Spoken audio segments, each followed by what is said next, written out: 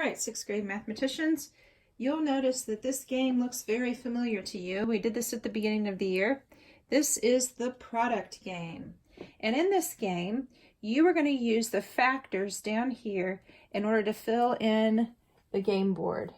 All right? So, each person gets to choose a factor, and you can use paper clips, you can use, I just have nickels I'm going to use, and I'm going to put a nickel by one of the factors. So the person who goes first gets to choose the first factor. And so since Greg Heffley and I are playing, I'm going to put my chip by the 7. Oh, and don't forget that the object of the game is to get 4 in a row. And so if your partner is about to get 4 in a row, you've got to try to block them by moving your chip. And I'll show you what I mean by that in just a moment. So I put my nickel by the 7.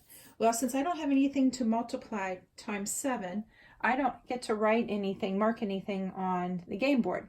So then Greg Heffley comes in and he puts his chip by the 4, and Greg is green, and so he says 4 times 7 is 28, and so he gets to color in the 28.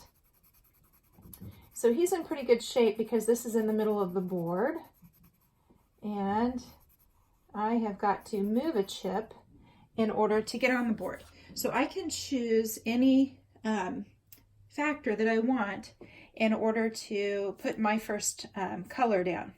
Okay, and remember, I've got to make sure that he doesn't get 4 in a row. And the 4 in a row can be up and down, it can be sideways, or it can be diagonal. All right, so I am going to move the 7. I've chosen to move the 7. I can't move both chips, but I can move one. I'm going to move that to the 5. So I've got 4 times 5, which is 20.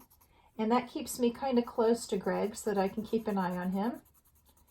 But yet I have plenty of room to move around. Okay, so now it's going to be Greg's turn, and he's going to look at the numbers around. So he's got an 18, 16, 27, 40, 42, 45, and 30 around him.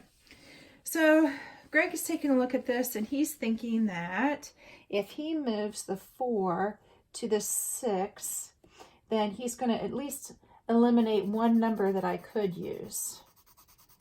So he's going to go ahead then and fill in the 30 because 6 times 5 is 30. All right, so it's my turn. And I've got, let's see, I've got a 5 and a 6, and I think I'm going to keep the 6 there and move this to the 3, and so that I can color in the 18. So he and I are both staying pretty close to one another. Okay, all right, so he's looking at the 3 and the 6, looking at the numbers around him, and he notices here that if he moves this to the 9, that he's going to have 3 in a row already. So I'm looking at these numbers, and I'm noticing he's got a 25 and a 32. So I definitely don't want to move this to a 5. And as long as I'm careful, because the 32, 4 and 8, are probably the best bet there, and if I move these, I'm just not going to move it to a 4, 8, or 5. So those are the ones that I kind of want to stay away from. So 4, 8, and 5, if I move this to 7, I've got 3 in a row too. So now Greg has to look carefully at mine. I've got 16 and 24 here. So he's going to want to keep those away from the 4 and the 6, definitely. Okay, so he is, let's see, his best bet, let's see, we've got 40, 42, 45, but 45, he's not on there's not a 5, and even if he moves this to 5, he's going to be at 15, which would be up here. So, let's see, 36, there's no 12. Okay, so he might have to kind of start over with a different number a little farther away. Let's see. Oh, well, he could do 7 times 6 and get 42. And there's 2. He's got Well, that one's going to be kind of hard to fill in though. All right. So 6. Oh, you know what? Greg did something bad. So now I've got 4 in a row and I win. All right. So the object is to get 4 in a row. Now, when you're done with the product game and you've played this with someone, you will have an analysis sheet to fill out. And you're also going to get a rules sheet and then a game analysis sheet. And this just asks you questions about different tips that you found as you were playing the game. And the game board that I give you, there's 4 on a page, and I want you to do all 4 of them.